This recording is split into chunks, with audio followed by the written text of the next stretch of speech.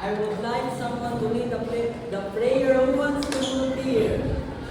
Okay, you want to volunteer? You want to pray? Okay. You, Naparate, please lead the prayer. God's prayer. Okay, in the name of the Father, the Son, and the Spirit. Amen. Okay, thank you for that wonderful prayer, Miss Namarate. So, before you sit down, please pick up the trashes on the floor and don't forget to arrange your chairs. Okay, thank you for arranging your chairs and you may now take your seats in class. Thank you, So, teacher. before we start, I would like to remind something. Since you already know our classroom rules, when I go like this, that means you are violating something in our classroom rules. And I want you to fix yourself like Optimum Prime. So you better, when I do this, then if nagsawa ka, then you should ganang dilo. Okay, understood class? Yes, teacher. Okay. And in our attendance, when I call your name, I want you to mimic the sound of your favorite animal. Ready?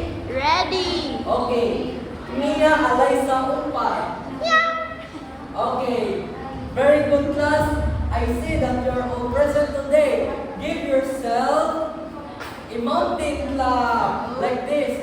1, 2, 3. Woo! 1, 2, 3, go. 1, 2, 3. Woo! Okay. So, what can you see in this? Have you visited this place before or not yet? Yeah. No. Yes. Wow, that's wonderful. How about this place? How about this place? Yes. Oh yes, I know that because some of you already went to Starbucks. So I don't know it. So how about this one class? Have you visited this one? No, teacher. No? No. Oh, okay, I already visited here. Oh. But not here because if I visited it right here, You're not I there. will no longer be here. Yeah. Okay, how about this place class? Wow. Yes. Okay. How in your observation, what is its appearance? Yes, very good. It's plain, right? You see the sun and it's plain surrounding. So how about this one class? Have you Yes. visited this No. place? No? Yeah. Yes, wow, you are an adventurer. That's very good. Well. And how about this last one? No. Not yet? Oh, that's okay. We will visit this place together when I will become a president. Oh. Joke. Okay, class. So, this is the purpose of our lesson today, to help you recognize these places by describing each in its physical appearance. So in order for you to know, for example, when you go somewhere and you see one of these places, then if you can describe it, then you will know the place. Oh, so that is plain because it has plain surrounding. So that is volcano because it has smoke above. Okay, class, understood? Yes. So, since I think we are getting boring here, you want to play? Yes. No? Let's play! Yes. Okay, we will play a game. So, I will give this to 6 random classmates, and what will you do is to describe the image 3 times a day. I know 3 times. 3 times. This is not the image that I prepared. Where is the image? Where's the image body? Okay. So I want you, for example, you got this image, then you explain, you describe this 3 times, and your other classmates will point the specific picture presented in front. So it could basta ma-match niya kung saan mo describe. So, now, I will give this to 6 random classmates. I want you, each of you, to describe this in front 3 times. Then your classmates will point out what did you describe. So here you describe. Okay. So first, Jolly, please come here in front. Describe it 3 times based on its physical appearance, just like what you see in that picture. Okay.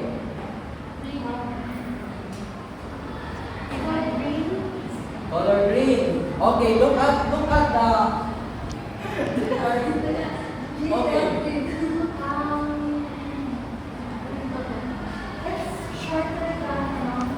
Okay. Look at the picture. It shows the mountain. At last, a middle part. Okay. So which in this picture is being described? Point it. 3, 2, 1, point. Are you sure? Yes. The answer is correct. Okay. Now, how about you?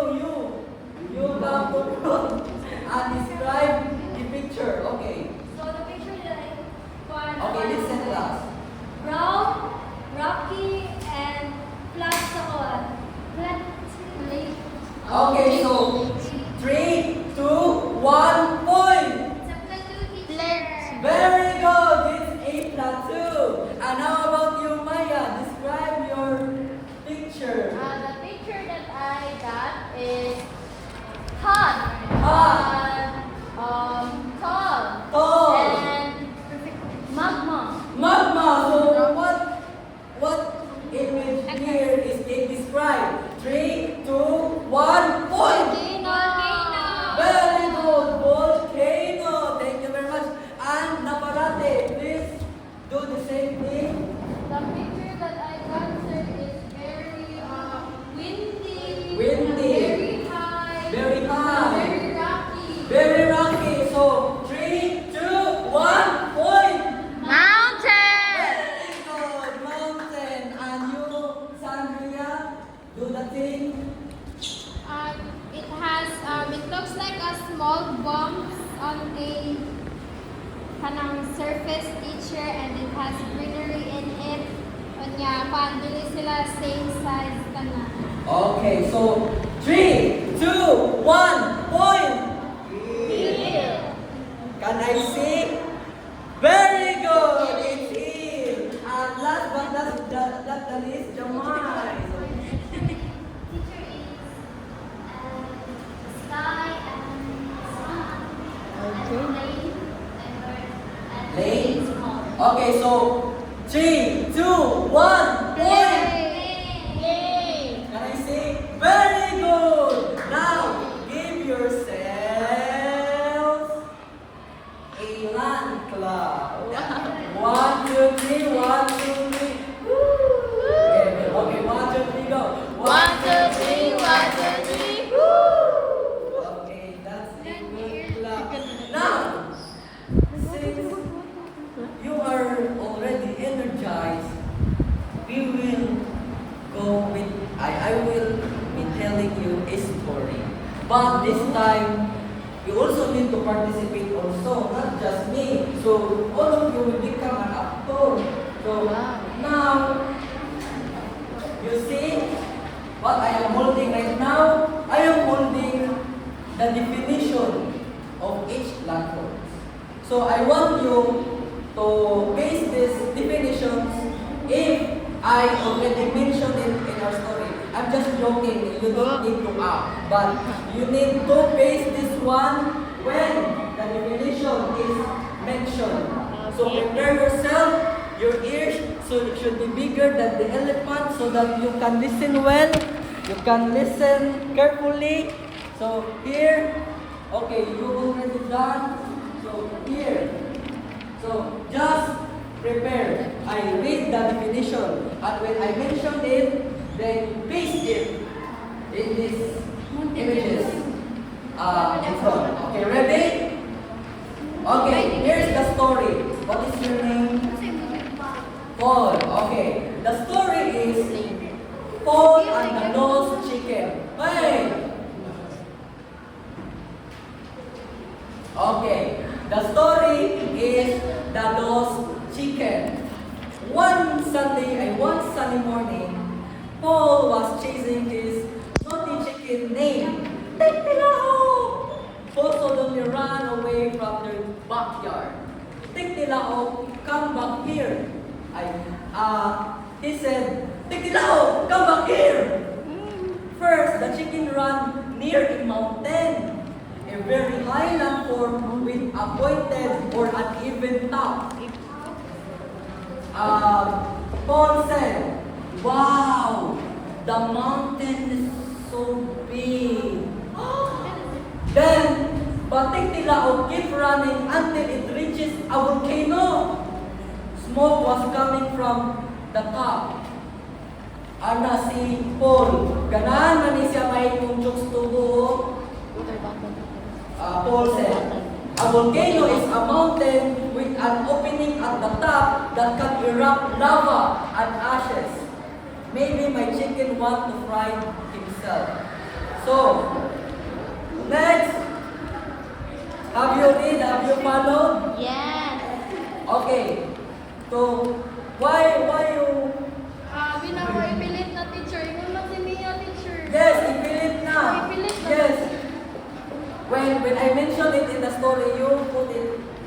Okay.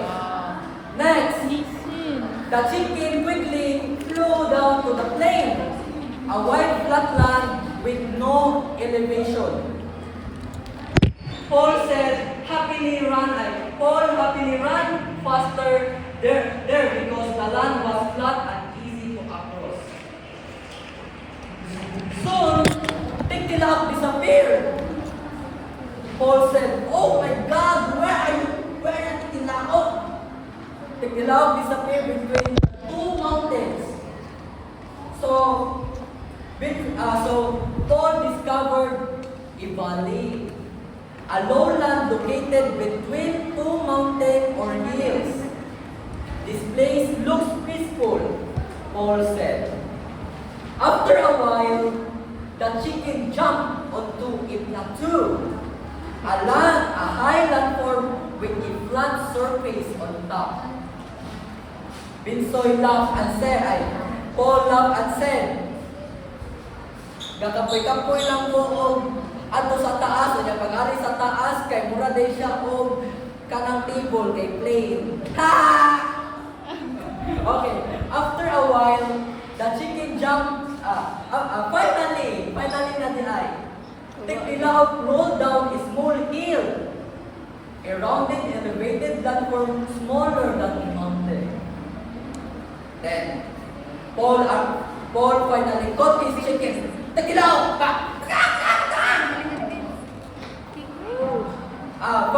Paul finally caught his chicken and happily carried it at home. But when they arrived, his mother looked at him and asked, why are you so dirty? Paul smiled and said, Ma, imong manok, ihawon na ni nato pi. Then, guess what is their dinner?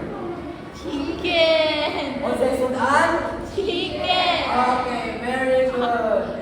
Now, give yourself a chicken clap. 1, 2, 3, 1, 2, 3. Okay, 1, 2, 3, go. 1, 2, 3, 1, 2, 3. Okay, so to further discuss this topic, I would like you to listen carefully and be attentive. Okay. Hi. Hello. Hello. Hi. Okay, so in regard to our activities earlier, our topic for today is all about pruebas. Wow. Philippine landforms. Okay. So before I'm going to dig deeper into my discussion for today, allow me to ask you some questions. Are you ready, class? Yes. Okay, so first question, class. Among example, which type of landform that caught your attention that shapes differently? Yes, the mountain, because the mountain has a cone shape with an even top of it. Next question, class. If you're given a chance of two types, you're going to compare two types of landform, what would it be and what are their differences? Yes, the mountain and the plateau, although they might be similar, they are high type of landform. However, the plateau has a flat surface. Next question, class. What evidence or what clues that you can tell that maugid na siya ang volcano, mountain, hills, and many more? Yes, the volcano, because the volcano of all type of landforms, volcano is the only one who can produce lava and has holes on top of it. And next question. How can people be affected in this area? Kung sa may paano ma-apektuhan niya ang livelihood when living in this area? Yes, there are good and there are bad benefits if you're living in this area. Like for example, plain. So when we have plain, people can build houses, buildings, or any type of infrastructure. Okay, there are also bad types. Like here, people can live in a place with volcano. However, there's a tendency that volcano might erupt. Like there's a recent Islam class no na ay volcano erupt. Yan, tuloy tayo sa Islam class. Last question, class. Among all of the examples, which place would you want to go and why? Anyone? Okay, ako po class. Grabe kumana din ako. Okay. Class? Yes, yes. Okay, very good. Now, did you know, class, that we also have this in our country? Yes. Yes, teacher. Yes. Okay, here are the examples of our Philippine landforms. So, easier for one class. Wow. Well, the volcano, Alpay, the Mount Apple in Davao City. And also we have plain, the first plain and Central Luzon. And lastly, we have the Plateau. And last, we also have the hills of Wow. Bohol. Okay. Now, did you know, class, that we have this one because for a reason that our country is consist with archipelago. Because of that, it has different types of landform, which is this one. No? First class, we have hills. Now, what is hill? Okay, so see here, it is a rounded shape that has elevated, like small lamps na elevated na land. And this is the example of our Philippine landform, the Chocolate Hills in Bohol. Have you already visited here? Visited ka? Yeah, very good. Now, next we also have a mountain. So when we say mountain, it is a high type of landform that has uneven shape of the top of the mountain. When we say uneven, class, it's unbalanced. Dili siya balancing, dili siya equal. So that is mountain, and this is the example, the Mount Apo in Davao. Next, we also have the volcano in Albay. So when we say volcano, as I mentioned earlier, that it is a type of mountain that has a hole on top And then we also have plain.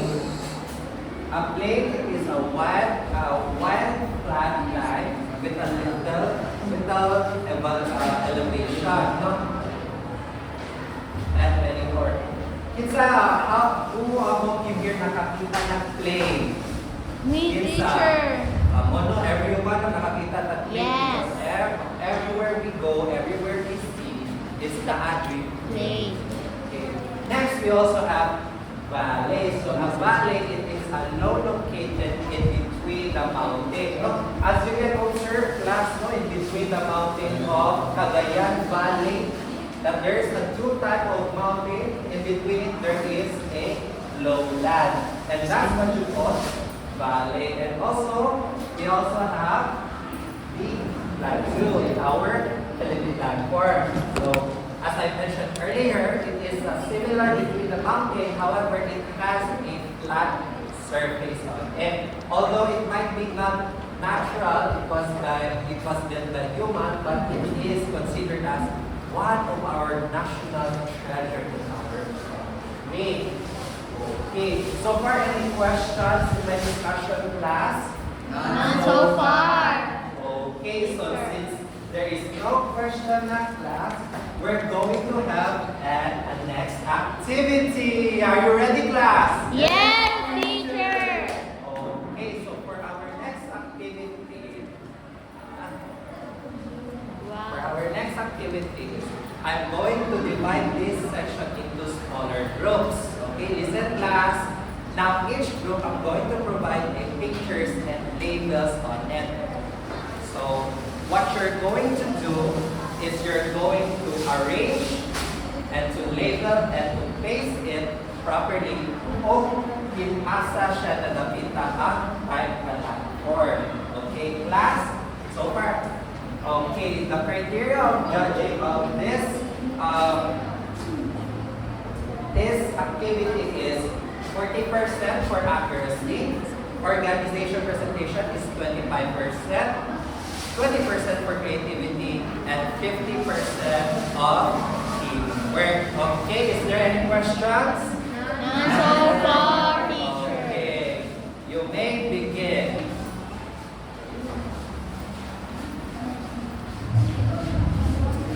Okay, time's up. Thank you. Wow, as I can see, no, na nalito yung tarot and you arrange that properly ang inyong ipakuhan nila. And for that, give yourselves a round of applause. Okay, so since we already done with for our discussion for today, we're going to see if you really did understand my discussion. Okay? Thank you, class. Okay, so class, so since we are fully understand to our discussion or to our topic today, so allow me to question all of you to test your understanding about our land verb, right? Okay, so what are the different land verbs in the Philippines? Anyone? Okay, very good. Eliza. So give a round of applause of Eliza. So, class, so what is your observations about the characteristics of the land forms? Okay. Okay, very good. Kimno. Give a round of applause to Kimno. Okay, guys, so I know you have a fully understand to our land forms in the Philippines. So for your quizzes class, I have a papers here. And I have a papers here and answer it properly and don't make it fast because we have a 10 minutes or 10 minutes to answer this. And I will distributing this. Okay, get one and pass. And also, so now you have this paper in your so you have so na naman with this paper sa inyo ang kuan. So we have two choices about our tests, our quizzes. No, so there is have a multiple choice. And also the test B is have a short essay sa inyo nakatunan sa ato ang land verbs. Okay, so the time is start. Okay, thank you. Pass, finish or not finish, pass your paper in front. Okay, very good. So get your red, okay, so get your red notebook class.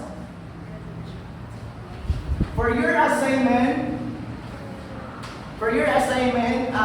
Joe, mag-drawing mo sa inyong red notebook, no? Nga mag-drawing mo sa inyong interesting sa inyong gusto nga landforms. And also, the following